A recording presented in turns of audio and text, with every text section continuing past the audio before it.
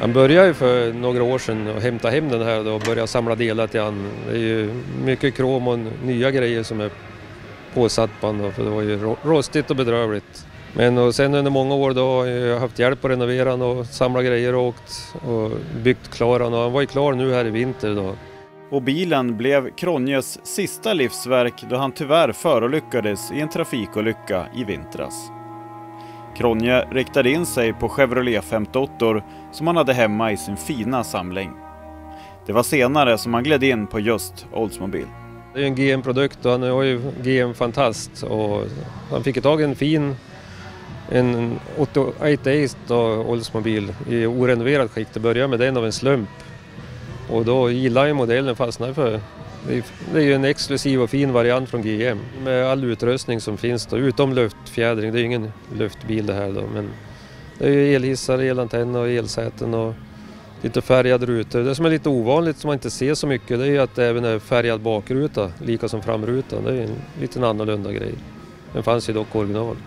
Så att han ju bygga klar han själv med hjälp av kompisar då, och men han hann ju inte hämta hem. Han var ju på väg och skulle hämta hem när han råkade ut för den där trafikolyckan då, så att, men bilen är ju frun hans. Han hade ju fått för sig det att hon skulle äga Oldsmobile och han skulle äga Chevrolet. Så det här är ju hennes tredje Oldsmobile kan man ju säga, och hennes samling.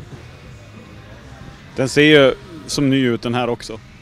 Den här är identisk med nyskick från fabrik. Det är ju, de har ju gått in och de har ju fakta hur de såg ut när de lämnade fabrik med alla de här kritsträckorna på ram och på detaljer. Och, så allt är minutiöst exakt som när han lämnade fabriken.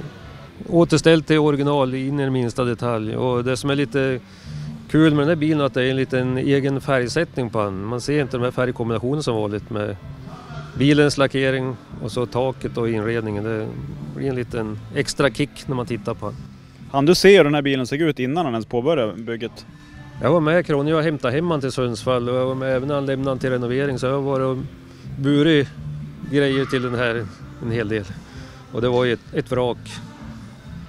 Men det här avspeglar väl ganska klart hur Cronje var också. Han var ju väldigt noga med att det skulle vara detaljer som verkligen fanns från fabrik och det skulle vara i mint condition. Ja, han tog inga genvägar utan det skulle vara som det var, punkt slut. Och han sökte ju tills han hittade grejer som fattas till dem. Och vissa av de här grejerna till Oldsmobile är ju jättesvårt att få tag på. Det finns ju inte så många kvar i livet, och särskilt delar. Så han har ju haft hjälp från USA mycket, och mycket kunnigt folk där som har hjälpt honom. Så att han gav sig inte, han skulle ha dem i mint condition. Det måste vara väldigt speciellt för er ändå för att ha bilen här nu när den är klar också, fast han tyvärr själv inte då kan vara med och ställa ut den. Ja, det är det ju faktiskt. Det känns ju som att vi hjälper honom att slutföra sitt mål.